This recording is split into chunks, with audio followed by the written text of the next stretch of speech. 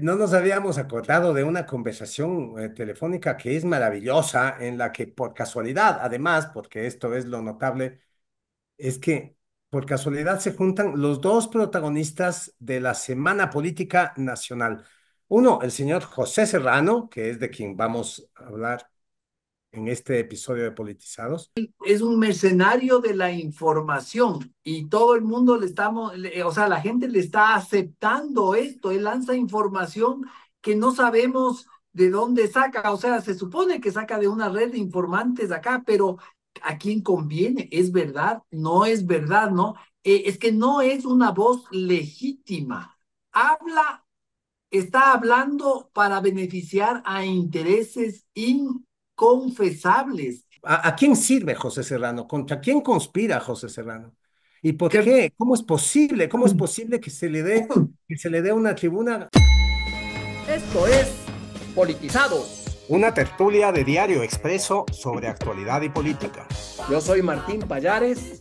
Yo soy Roberto Aguilar y arrancamos ahora. A riesgo de ser redundantes, hoy vamos a hablar de un personaje del que ya hablamos esta semana, Martín. Y del que hablaste también ayer en tu columna de los jueves en la sección de opinión de Expreso, Roberto. Sí, hablé también de él, habiendo hablado previamente de él en nuestro episodio de anteayer, de Politizados. Pero si es que vamos a hablar de él ahora es porque no nos habíamos acordado. Fíjate lo que son las cosas.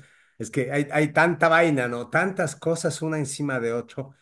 Eh, La hemeroteca, tenemos una sí, hemeroteca la inmensa que hemeroteca, no, ¿no? no. No nos habíamos acordado de una conversación telefónica que es maravillosa, en la que por casualidad, además, porque esto es lo notable, es que por casualidad se juntan los dos protagonistas de la Semana Política Nacional. Uno, el señor José Serrano, que es de quien vamos a hablar en este episodio de Politizados, y el señor Carlos Polit, de quien hablamos ayer en el episodio de Politizados. Par de angelitos, ¿no? Bueno, hay una cosa que quiero decir antes de que entremos a esto. En nuestro episodio de ayer A dimos propósito un, de Polit. sí, a propósito de Polit, que fue nuestro episodio de ayer, dimos un dato no preciso sobre este señor que ya está condenado a 10 años y a pagar 16,5 millones de dólares por lavar activos y dinero en Estados Unidos, eh, que creo que tenemos que corregir. Dijimos ahí en ese episodio que la primera vez que el correísmo hizo elegir a Carlos Polit como contralor, porque nuestra tesis es de que esta es una criatura del correato, fue por una terna presentada por Rafael Correa al Congreso en el 2007. La verdad de la milanesa, Roberto, yo creo que es mucho peor de lo que poníamos ahí. Sí. O sea, fuimos Polit generosos. Sí, sí, sí, sí. Pollitt realmente fue nombrado por la Asamblea Constituyente de Montecristi porque así lo dispuso Rafael Correa. Les mandó un comunicado y tuvieron que, en el mandato constitucional número 1, en el artículo 8 dice, y los funcionarios que ya se les acabó su periodo o por algún motivo sí, entonces le dan por terminado el periodo al anterior contralor y dice, nómbrese a Carlos Polit. O sea, eh, eh, el nombramiento de Polit fue completamente anómalo y fue posible por esta voluntad omnímoda de Correa, con la que no dejaba ni un solo resquicio para que no sea nombrado, ¿no? O sea, eh, él dispuso, él le dijo a la asamblea, nombren al señor Poli.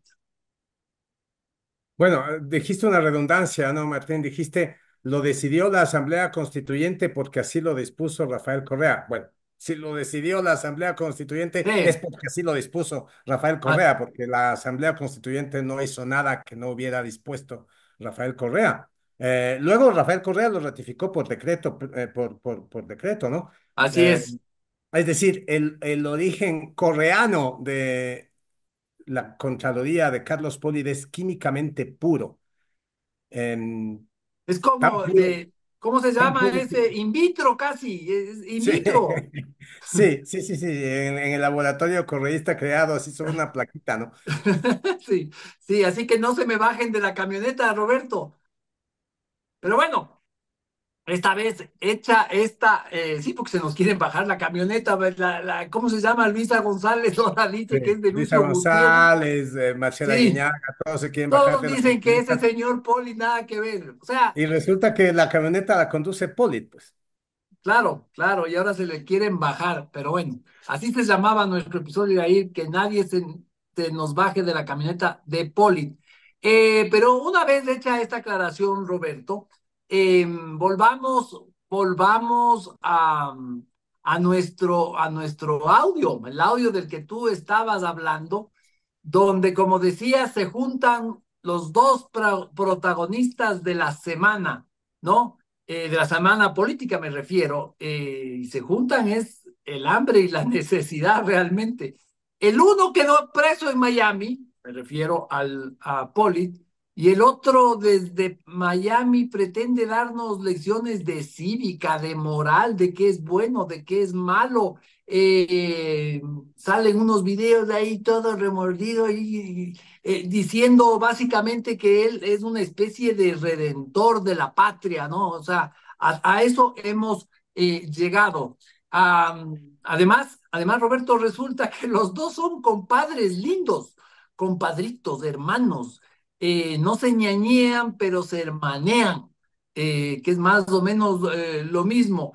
Eh, Porque así se trata en este audio. Escuchemos un pedacito de este audio del que tú habías dicho, nos olvidamos, en verdad, nos habíamos olvidado hoy por algo se nos ocurrió que esto había pasado y que le hace más impresentable a este personaje de Serrano. eh, y a pesar de eso, siguen dándole los eh, micrófonos y le siguen manteniendo como un experto en seguridad que sabe todo. Escuchemos un poquito del audio. Dale, dale. Aló, pana, ¿cómo estás? Hola, hola Carlitos. ¿Qué fue, compadre lindo? ¿Cómo estás aquí? Pues, hermano, saludándote. Hermano, aquí el tema es Vaca, hermano. Vaca es un miserable. Tú sabes que siempre fue un miserable y obviamente él no está dispuesto a cumplir con ningún acuerdo, ¿no? Ya. Pero al final yo no sé, o sea, yo no sé Vaca a quién está respondiendo este rato, pero él está jugando en su cancha porque él también quiere ser presidente de la República, ¿no? Carajo, no me digas. Sí. Oye, Y como él maneja esos temas y el hermano maneja el tema electoral, entonces ellos tienen una fuerte presencia ahí, pero definitivamente tenemos que bajarle no nos queda más, él no puede ser fiscal hasta finales de este año. perfecto. Oye, dime una cosa, el documento lo tengo listo allá, ¿no? Ya. ¿Ok? Procedo.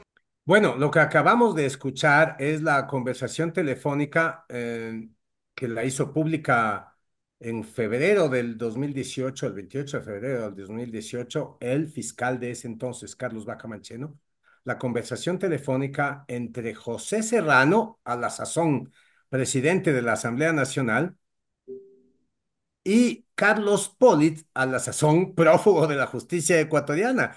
El presidente de la Asamblea Nacional, esto es inaudito, está conspirando en esta conversación, está conspirando con un prófugo de la justicia para bajarse al fiscal general del Estado, Carlos Vaca Mancheno, que no es que el fiscal general del Estado sea mejor que los otros dos angelitos, no, es No. casi peor. Pero es el fiscal general del Estado y lo que estamos escuchando es una conversación en la cumbre entre un prófugo de la justicia y el presidente de la Asamblea Nacional para bajarse al fiscal. Sí, estas dos figuras, Roberto, básicamente lo que querían y se escucha en este audio es bajarse, así lo dicen, bajarse al fiscal Carlos Vaca Mancheno.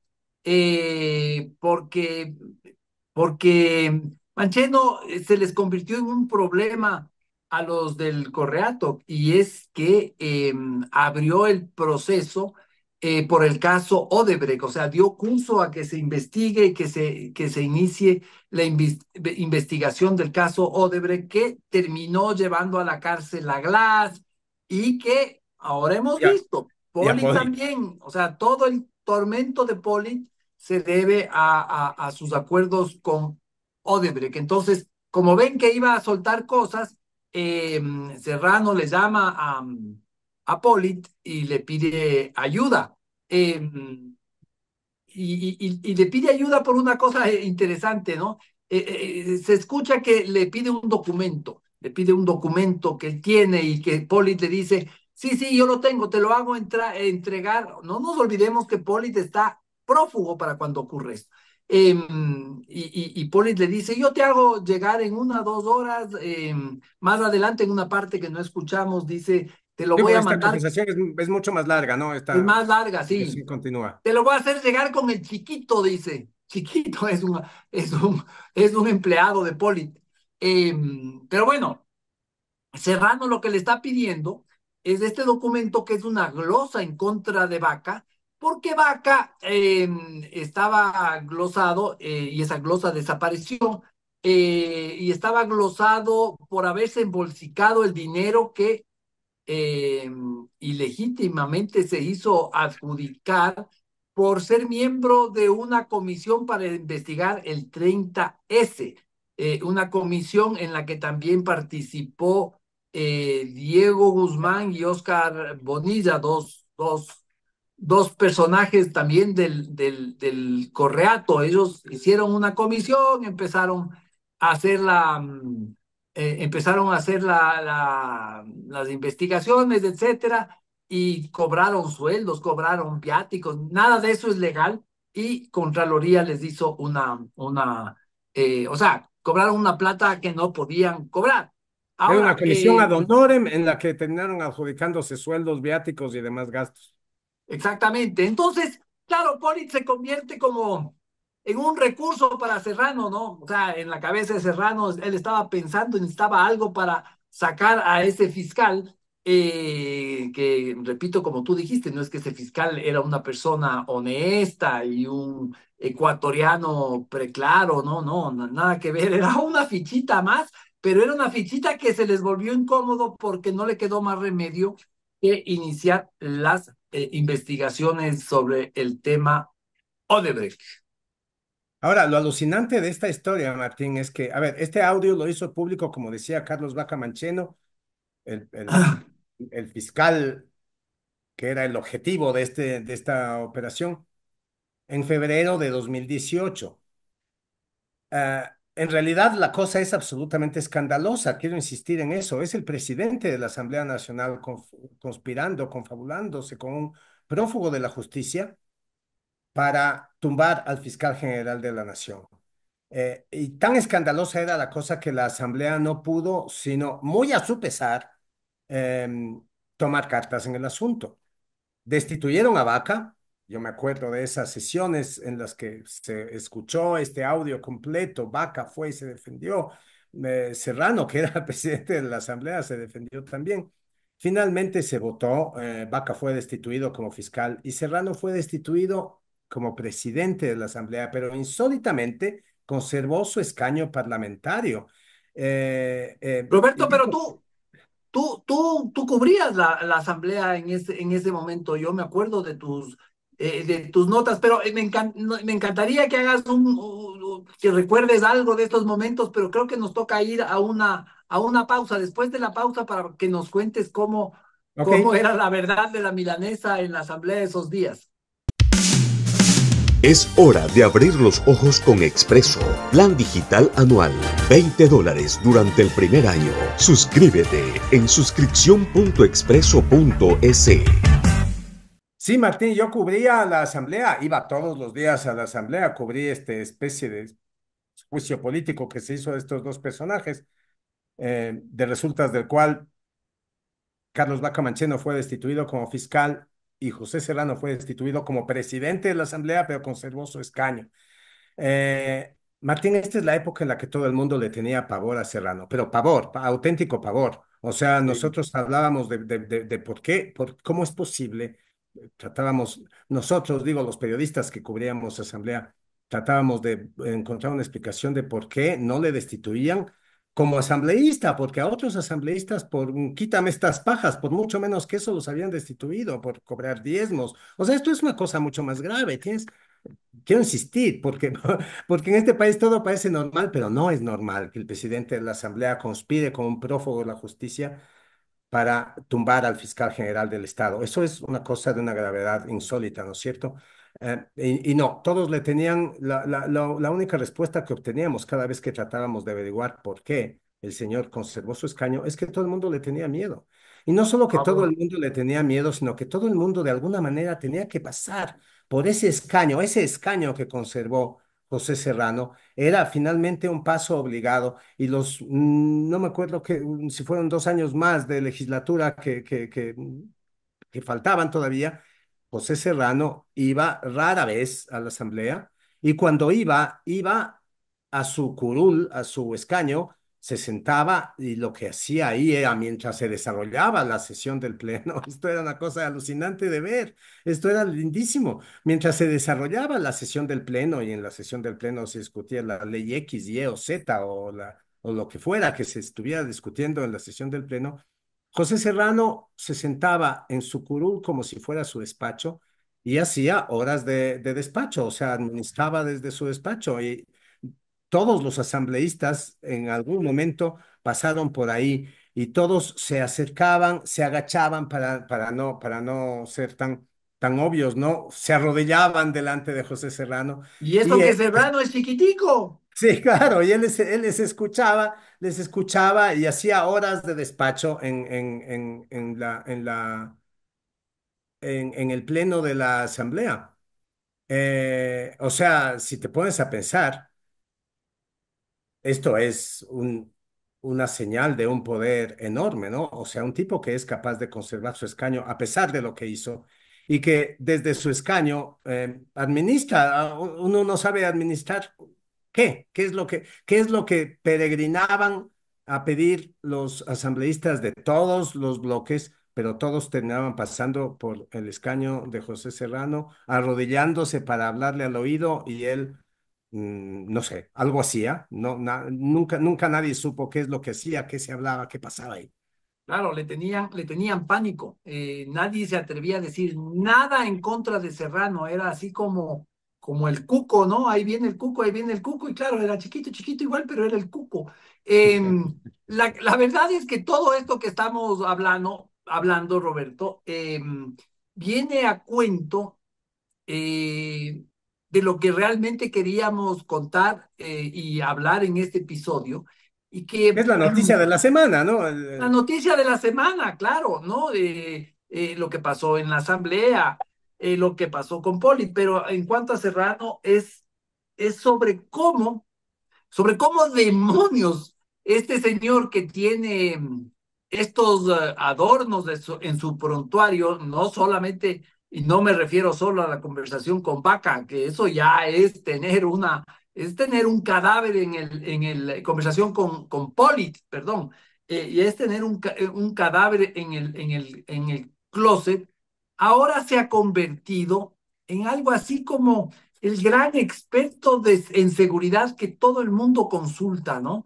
Yo veo la radio de la prefectura, algo ha pasado en cárceles, Bueno, por ejemplo, entonces le ponen a él, le entrevistan a Serrano y se olvidan de todo lo que ha sido Serrano y entonces Serrano empieza a dar información y que los lobos estaban molestos porque la comida no venía bien y que los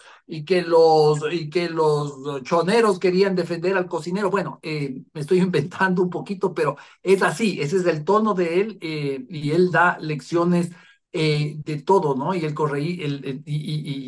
igual que la prensa, yo diría que hasta peor, el correísmo lo utiliza, ¿no? A pesar de que él se quedó con Lenin Moreno, él fue parte de la traición a Correa. Se queda con Moreno, pero a pesar de todo eso, Serrano es convocado a la asamblea para que dé estas lecciones y estos testimonios en contra de Mónica Palencia. O sea, lo han convertido en un informante calificado, ¿no? Dentro del juicio y fuera del juicio, correístas y prensa correísta y otra prensa también. Yo creo, Roberto, que debe ser uno de los pocos países del mundo, si no es el único, que tiene a una ficha viviente como esta, de la cual, una ficha de la cual hay decenas de motivos para ni siquiera saludarlo. O sea, realmente, si viene Serrano por una vereda y yo, o sea, una persona decente se cruza o no sé, pero no, aquí todo el mundo le da tribuna. Y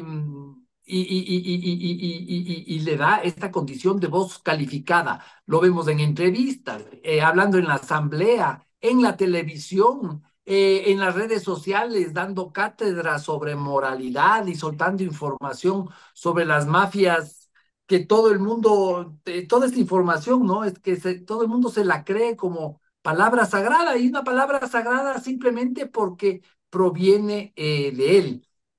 Ya lo hemos dicho, Serrano es una ficha, no solo por esto de Poli, que realmente hubiera sido gravísimo en cualquier país más o menos decente, ¿no? Sino por otras cosas. Acuérdate, su pareja, la señora Christiansen, creo que es algo así, eh, recibió un financiamiento gigante por parte del mago Cherres, que es el que se llevó la plata de la ISPOL. Serrano también fue ministro cuando pasó el fraude de la ISPOL. Mira, vive fuera del país y nadie sabe bien por qué. Nadie sabe, él no explica por qué vive afuera, pero y nunca vuelve, nunca entra al país, porque ahora cuando quiso ser candidato, no sé si quiso, dijo que iba a ser candidato, que es otra cosa. Luego salió que lo iban a matar, que como igual que a Fito, que si aparece lo matan. Habló de un complot en el CNE donde le iban a lanzar granadas y con tiros de fusiles de largo alcance.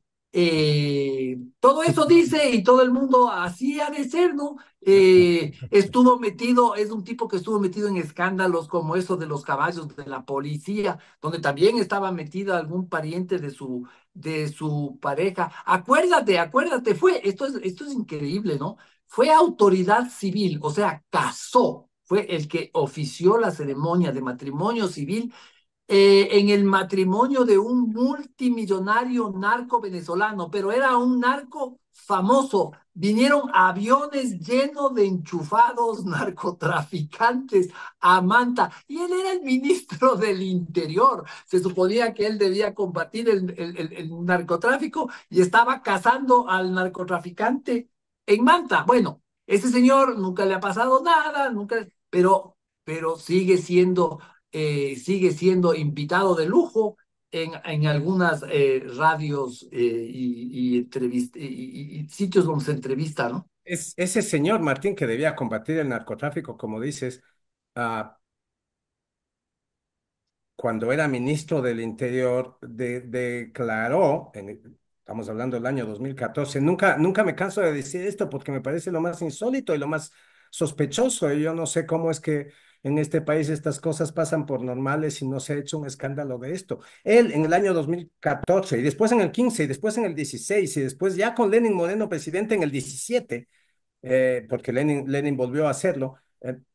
Él declaró que la prioridad en la lucha contra las drogas del Estado ecuatoriano era el microtráfico, así que se puso a cazar vendedores de funditas en las esquinas del barrio Garay, Claro. en Guayaquil o de la Mariscal en Quito, mientras que los informes de inteligencia que daban cuenta de cómo el cartel de Sinaloa estaba operando en las provincias de Esmeraldas y Manabí se acumulaban en algún cajón de su escritorio.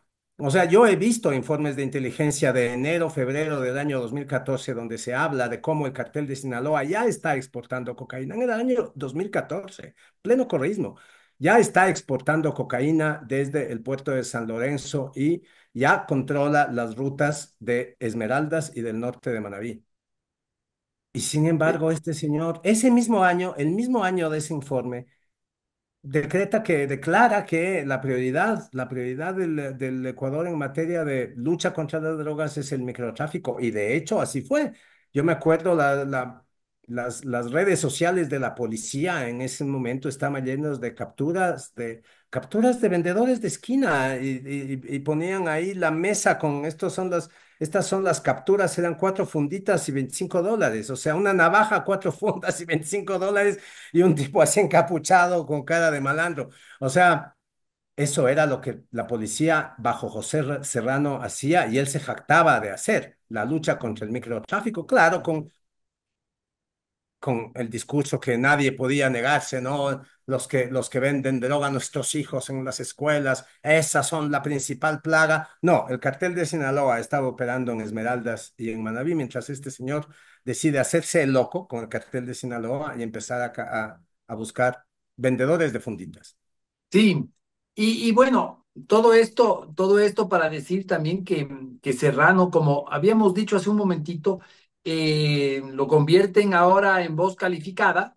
Eh, Estaba previsto para la sesión del lunes que sea parte de la emboscada, de esa emboscada cobarde que se quiso hacer contra la ministra del Interior, Mónica Palencia, y como no le salió la emboscada, porque la ministra ya no se quedó, no hubo quórum.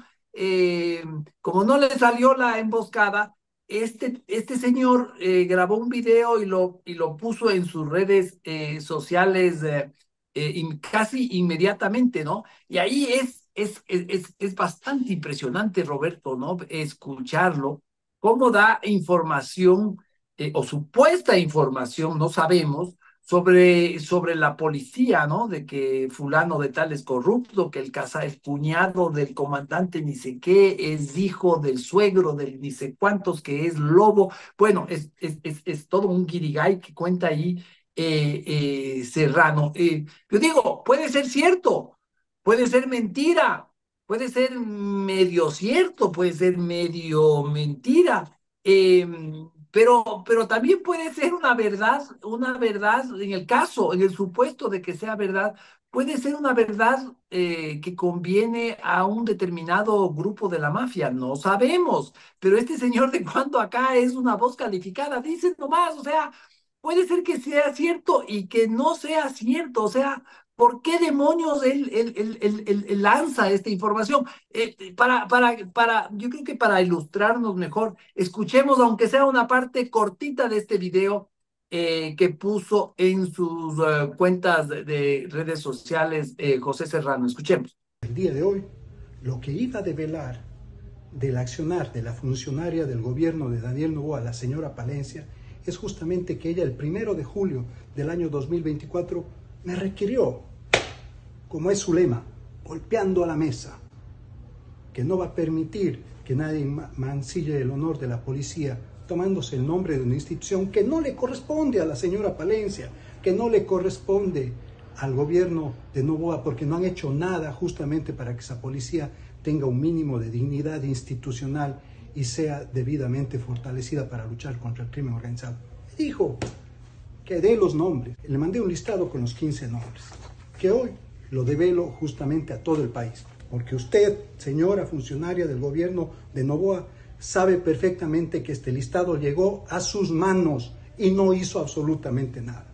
Este listado era el primer listado de varios listados, y entendiendo que usted sí se iba a ser responsable eventualmente de sancionar e investigar a estos policías corruptos que están destruyendo la institución en la que están 50.000 miembros, pero que defienden a 18 millones de ecuatorianos en las calles de nuestro país, y que sin embargo no hizo usted absolutamente nada.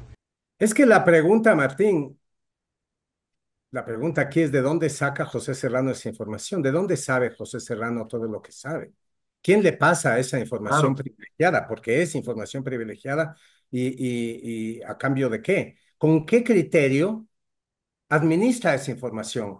O sea, acabamos de oír lo que dijo, ¿no? O sea, esta lista es una de las listas, porque en este video, es un video de 12 minutos en el que él despacha la información que dice que iba a despachar en la asamblea. El correísmo lo requirió para que vaya a la asamblea a decir esto que dice en este video de 12 minutos. Y en ese video de 12 minutos dice que esta es una lista de 15 policías corruptos, 15 oficiales corruptos, y es una de las listas de oficiales corruptos y de policías corruptos que tengo.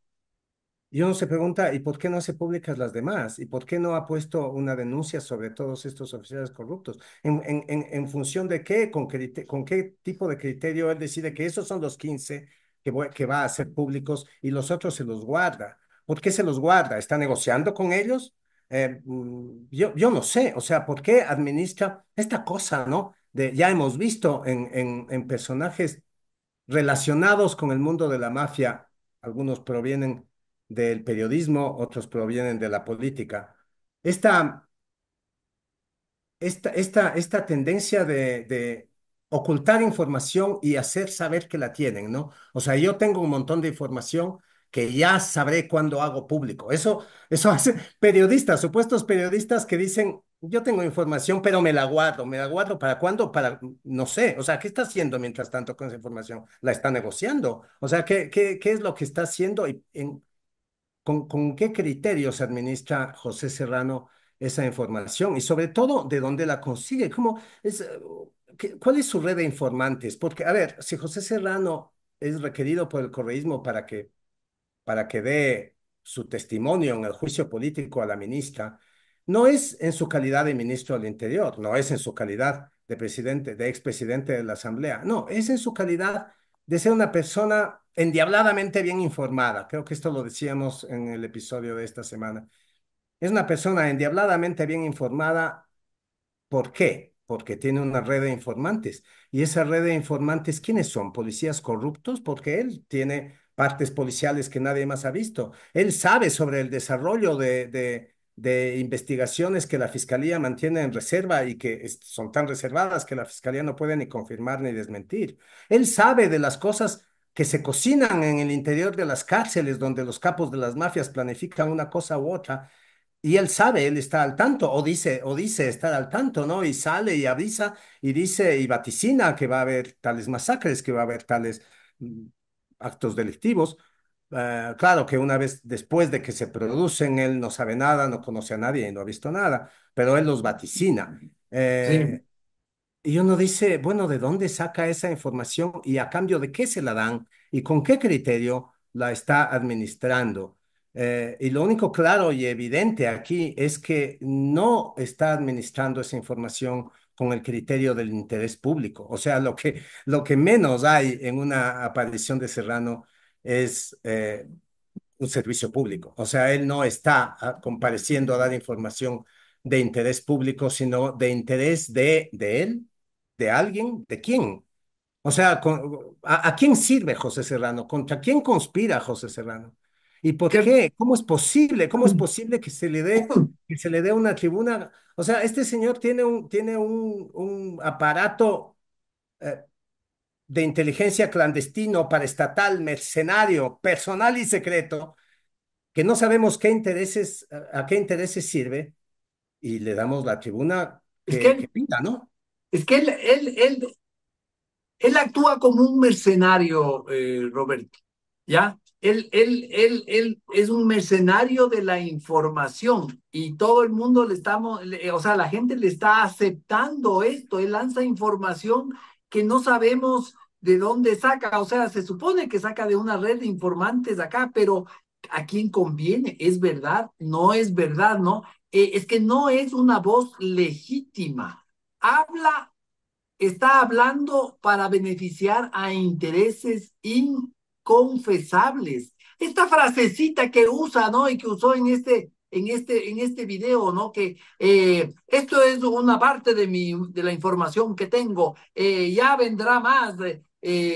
Por ahora son 15 oficiales, luego viene más, una cosa así. Eso es una actitud mafiosa. Es una actitud mafiosa porque eh, porque está amenazando. De alguna forma está amenazando a alguien, o sea, cuidado que ya voy a sacar esto. Entonces conseguirá él ciertos beneficios o una mafia conseguirá los beneficios. No, no sabemos, está enviando mensajes para aterrorizar y, y la gente le está dando espacio, una caja de resonancia, ¿no? Es que esa es la forma de administrar la información de él, la de un mercenario, Roberto, ¿no? ¿Cómo es posible que administre la información, la suelte, la guarde, de acuerdo a quién sabe qué intereses? Es que Serrano es eso. Y es inconcebible que en este país partidos políticos y prensa que se supone serio esté presta para ir con el micrófono y decirle, a ver, denos su respuesta a esto. ¿Por qué esto en la cárcel? ¿Por qué los choneros? ¿Por qué los lobos? Bueno, así estamos de mal, Roberto. Es hora de abrir los ojos con Expreso. Plan digital anual. $20 durante el primer año. Suscríbete en suscripción.expreso.es.